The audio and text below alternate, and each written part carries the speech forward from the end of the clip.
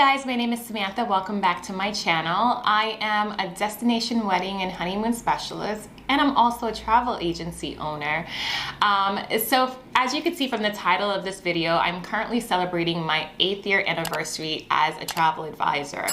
I started February 1st, 2015, so I'm actually a few months late celebrating, but yeah, I've been doing this 8 years and I absolutely love it. I've been keeping track of my journey here and there on YouTube. I think I started my first video or my first vlog when I was 6 months into the business, and then I've done them sporadically. But I just wanted to take some time out to do this video just in case you are interested in becoming a travel advisor or just something that you're curious about, or if you are currently a travel advisor, I can give you some tips and go over some of the things that I could have done differently, or things that I'm really proud of, just to give you guys a little bit of help with your journey as well. I wanted to give you guys a little bit of background about myself. Before I was a travel advisor, I actually owned a boutique here on Long Island, consignment shop for 5 years. So I don't know if you guys remember that show called Ghost Whisperer. I used to be obsessed with that show. Alyssa Milano's character had like a consignment shop in that show, and I became so obsessed with owning a consignment shop because of that show. I don't think I've ever actually told anybody that, but I opened up a consignment shop, and if you've done retail is hard, and I didn't love it as much as I thought I would. So I actually found, by Googling like women traveling together, because at that point I had, I had some money and I had a lot of free time because, I had a full staff. So I wanted to travel the world more. I Googled women traveling together and found Meetup. And I found a Meetup that was going to Spain like 2 months, in 2 months. And I contacted the organizer and I said, hey, I know this trip is full, but I have the money. I really wanted to go. Long story short, went to Barcelona, which is currently my favorite city in the world. I've been to Barcelona a million times. I'm actually going back in September. I went there on my honeymoon, but I went to Barcelona, didn't have a great time with the person who was throwing the trip. And when I came back, I was like, you know what, I could actually do this and I could probably do it better. So I founded my own Meetup. And for 5 years, while I was doing my boutique, I was actually helping other women traveling the world. So we would do about 10 to 15 Meetup, going everywhere from Asia to Europe, the Caribbean, all over for 5 years. And it came to a point where I, again, just was not very happy at my boutique. And I said, you know what? I need to do something else. I want to do something that makes me happy. And I sat down and I'm like, the only thing I really could think of that I really love is traveling. And I was like, I made a joke with my friends, and I was like, oh, I would love to be a hotel tester, like for people to pay me to visit luxury hotel around the world. So I did a little research and I'm like, wait a second, maybe I could actually do the travel thing full time as a travel advisor. So I remembered it was December 2014. December in retail, obviously Christmas is a really busy time. So I ended up finishing out, our Christmas sale, and I ended up closing my boutique right after our Christmas sale. And about 2 months later, February 1st, I decided to sign up with a host agency to become a travel agent, closed my business down and started doing it full time ever since. So I was with the host agency for about 6 months. I just wanted to do it myself. I wanted to be my own independent person because I had the business already. Because remember, I was taking people around the world for 5 years. That never stopped. So I had the clients, I had the business, and I just figured that the host agency I was with wasn't giving me the support that, I thought that they should be. I was learning things on my own. So 6 months after that, I went independent, became my own travel agency by myself, and I loved it. So for 2 years, maybe a year and a half after I became an independent, I decided, let me rewind. I was always getting people ask me, how do you become a travel agent, right? Because people knew that I had a boutique, and they knew that I closed the boutique down and instantly became a travel agent and someone that was doing it full time. And I actually opened up an office like 3 months after I became a travel agent. So I wasn't working from home, even though I was a home-based travel agent. I always had an office. So I opened up the office like a block away from where my store used to be. Not a good idea. But I opened up the store, and people were just like, oh my God, you just started, and you know, you have like a store, and then you're doing really well and all of this stuff. And so I had a lot of clients, just a lot of people like, how do you become a travel agent? And I'm like, all you have to do is just find a host agency and sign up with them. It's really easy. And I would get people who would say, will you teach me? And I was like, absolutely not. I was like so busy. I think a year into it, I hired an assistant, Deborah, who's actually still with me as my operations manager now. But I was so busy that I was like, girl, I can't even breathe or, you know, have enough time to deal with my clients, much less try to train anybody. Absolutely not. So for 2 years, really, like, I would tell people no. Like, all you have to do is find an agency. And I would actually give people my old host agency information. And I'm like, I had no issues with them. I thought that, you know, they were great. It just they weren't for me, for what I was looking at or looking for. People kept asking, and I remember Deborah, it was the summer of 2017. I had just came back from speaking at events because, again, I did really well from the beginning. So I spoke at, what was that event? Like the Romance Travel Forum. I went in DR and came back in the summer, and Deborah was like, oh, you know, why don't we just, you know, people are still asking, why don't we just put together a program? So I was like, okay, let me see over the summer if I could put together a program. If someone like me was going to join a host agency again, like what would that look like, right? So I was like, the cost had to be low, commission had to be high, like all of that stuff, like I was flushing out. And I remembered I made a PDF with like 20 pages. And I'm like, this is my agency. So anybody else who asks me, I will say absolutely I could train you because I already have all of the stuff. That was August 1st, 2017 was our official launch. And we ended up, just from the people asking me, we've never really, you know, this is 6 years ago, we've never really advertised as a host. We had at one point before COVID around 90 agents throughout the US. I think we're down to around 70. So I currently have 70 hosted agents who I mentor and do all of that stuff. But really all of those people were from word of mouth, social media, former clients. And immediately, we actually have some people who were with us from August of 2015 that are still with us now. And, you know, obviously over time, we developed more. Because I remember my girlfriend, who's one of my agents still, she was like, Sam, I'm not reading 20 pages of a PDF. Like, you got to figure this out. So built a travel agent website. We're probably on version 20 because I build the websites myself. Mind you, I have no idea. Like, I always say, like, I'm not like a computer savvy person, but somehow I build websites for my agents. And I did it because I didn't want to go to a web designer and, you know, as an entrepreneur, I'll be up at like 2 o'clock in the morning and I'm like, oh my God, I have an idea, or oh my God, I don't like this website anymore and I want it done. So I've always like done our websites myself. So if you guys ever been to my website, the Just Adventures or the Join Just Adventures, which is our host agency one, I built those. And depending on when you're seeing this video, it might be completely different in like another few months because I changed the website so much. So yeah, so we launched August 1st, and you know, throughout the years, my biggest thing is to provide people with, you know, just support, because when you're taking on so many people, especially we specialize in new agents, which is hard because we're teaching people who have no background, the industry from scratch.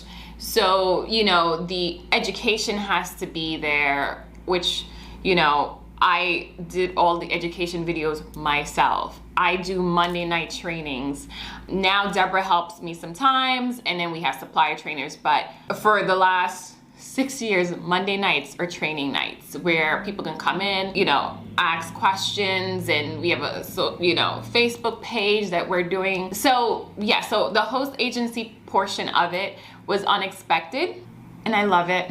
I love teaching. Like, if I ever stop being an actual travel advisor, I would love to spend all my time just helping other travel advisors learn the business, and I have such a passion for it. But yeah, so that's how that happened, right? It wasn't something that was planned. I never started my travel agent career and said, oh my gosh, I want to be a host agency owner and I want to have all these agents under me. Absolutely not. All I really wanted to be a travel advisor, to tell you the truth, is to travel the world for free and to get paid for it and to help people like also travel.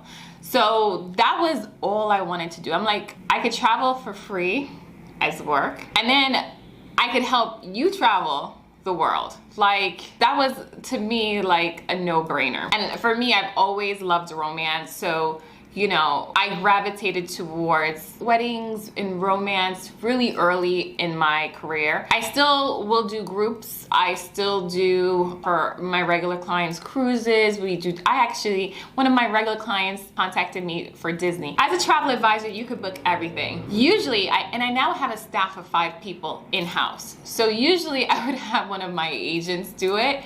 But for certain core clients, if they're like, Sam, I want to go to the moon, I'm going to figure out how to get you to the moon, and I'm not going to give you off to someone in my staff. So I have a client who's now like, oh, I want to go to Disney, and Disney is not my specialty at all, but as a travel advisor, of course, we can book everything. So I'm currently working on Disney, and I probably can count in 8 years on one hand how many times I've actually booked a Disney trip.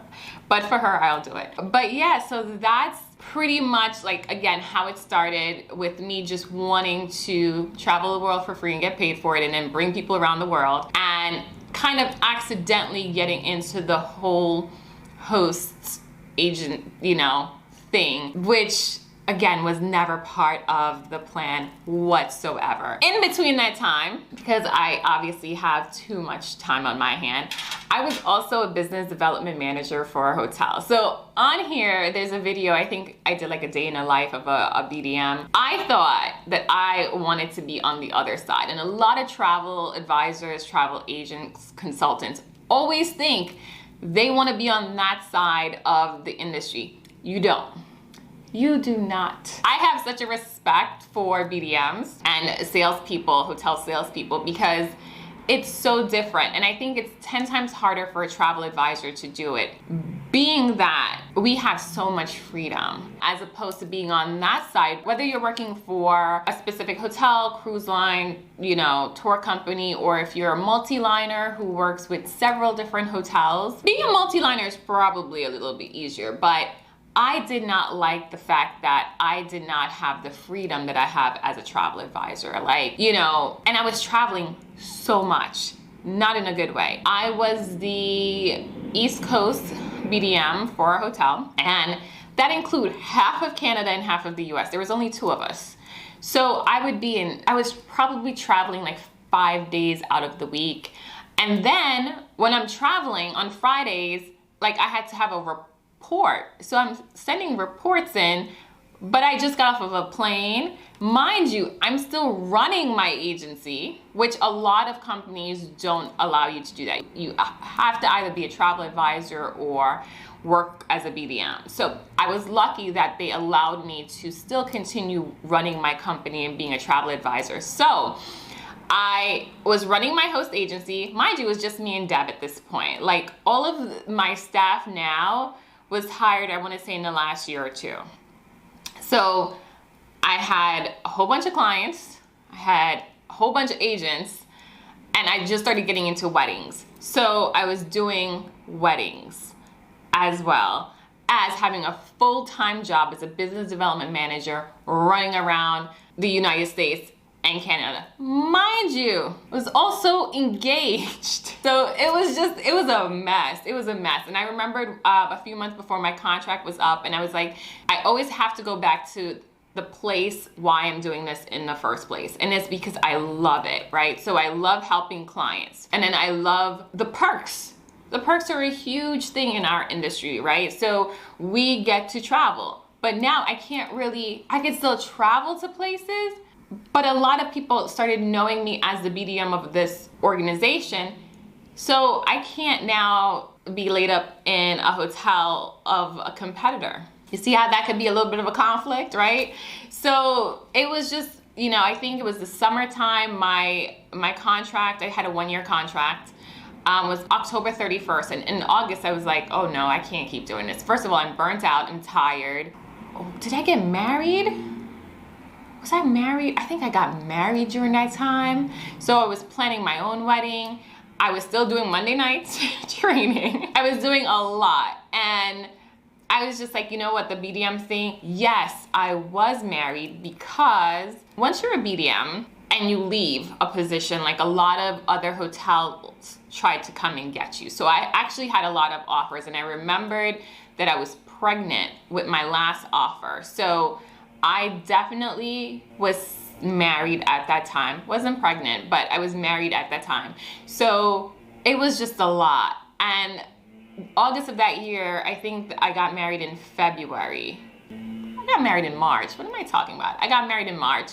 And by August, I was like, this is too much. It's too much on me, not even my marriage, just me. Like, I can't breathe. I'm answering emails, and then when you try to do too much, nothing ever gets done right. You know, so I didn't think I was doing the best job anywhere because I was doing so much. So I decided in August of that year not to renew my contract and just focus my time on my agency and my clients. So that's what I did. So again, it's a lot of stuff has happened in 8 years, you know, from becoming an independent agent to becoming a host agency unplanned, then being a business development manager, which I would never recommend a travel agent to do that, because I think if you are someone who's getting into it that's never been in a travel industry, I think that's perfect, because you don't know how the other side is. Once you've experienced this side where it's like the freedom of being an advisor, and then I don't have to send reports to nobody, I don't have to answer to nobody, like, you know, and I guess it's different obviously if you're home-based as opposed to you're working for like a travel company, because I'm assuming it would be similar where you're going into an office, you're clocking in, and they're telling you what you can and cannot do. That life is not for me. That life, and I feel like if you're home-based, it's so much harder to get used to that, where you're like, wait, I can't go to Secrets resorts because they're your competitor, or I can go to Secrets, but I can't post any pictures. Okay, like, no. It was a lot of that. So if you are thinking about becoming a BDM, and I have one of my close girlfriends is a BDM, and she absolutely loves it, but she comes from a corporate background. She is also a travel advisor, and she was very lucky that they allowed her to do both. But she's from a corporate background, like she's used to that. So she's actually flourishing in that role. But a lot of people that I know that come from this side of the industry to the other sales, hotelier like side, often struggle with it, because you know how good this side is. This side is awesome. But yeah, so that's what my journey has been like. Over the last 8 years, I have had, you know, travel agent courses that I've launched and had students under. I've spoken at a lot of different travel events. I'm currently on the board, because again, I have enough time. I'm on the board of ALG Vacations, which is our preferred partner. So like, again, if you're a travel advisor, you know, Travel Impressions, FunJet, you know, I was gonna say something else, but it's not on there. United Vacations. I am on the board of advisors for that. I've been a member of Female Leaders in Travel for, I think, like 3 years. What else? I did something else. Oh, I was on the board of advisors for Caribbean Tourism Authority. So I've done a lot in the last 8 years, and I haven't regretted anything. The only thing that I was just like I would never do again was go on the BDM side. That wasn't it for me. And if you're a BDM watching it, listen, I know you probably love your job, and I am all for it, but I know if you are coming from this end, you definitely know what I'm talking about in the difference with being so free and lax as a home-based travel agent and the rigidness of being a BDM and, you know, the traveling 24/7 and all of that stuff. So that is the one thing that I would, if I had to do it over again, I wouldn't do that. Everything else I've absolutely loved. I love the niche that I picked. I love the fact that I do get to help other people grow their business and introduce people to the industry that was always curious about it. I love my clients. I love doing weddings, even though weddings are crazy. I have an amazing staff. So yeah, so that's where I'm at. 8 years into the game, into this industry. I don't know if I could see myself doing anything else, and you know, outside of this. And in 8 years, you know, I'm married, I have a baby who's here in the office now. So that's the personal stuff. And outside of travel, you know, I do other things, like I'm going more down a philanthropy path where I'm helping like nonprofits fundraise. That's just a personal thing of myself that I just like to do. I don't know if I could see myself doing anything outside of travel except maybe philanthropy, but I feel like I would always be in this industry one way or another. So if in a few years I decide to retire, I don't know if I could ever retire or sell my company. If someone came in and made a great offer, I would probably sell and still stay on. Stay on as one of the agents. You know, I absolutely love it. I can't believe it's been 8 years, and I'm just, while I'm talking to you guys, I you know, haven't had anything prepared. I'm just going through my head, you know, trying to just remember all of this stuff. One of the great things about this industry, you know, it has afforded me to travel in ways and do like that I could never have fathomed, and to do things that people with a lot more money than me save up to do. You know, just thinking, when was it, a year or two ago, I was staying at La Mamounia in Morocco, which is ranked like the #1 hotel in the world. And I remember when I got there and checked in, and I started crying. I literally started crying because I was just like, I'm staying in a room that's $25,000 a day for free. And you know, these people want me here, and like, this is my life. Y'all, the camera died. So I think I was talking too much. But like I was saying, you know, this career has afforded me just to go some places and make so many memories that there is no other way that I could even fathom that I'll be able to do it. So yes, you know, I don't see myself ever leaving the industry one way or another. I always, you know, think about it like, I may one day stop taking clients and just run the agency or just run the host agency portion, but I think I am definitely in it for the long run. So in 8 years, it's been absolutely wonderful. Like I was mentioning before the camera cut off, one of the highlights was visiting La Mamounia. That was just incredible.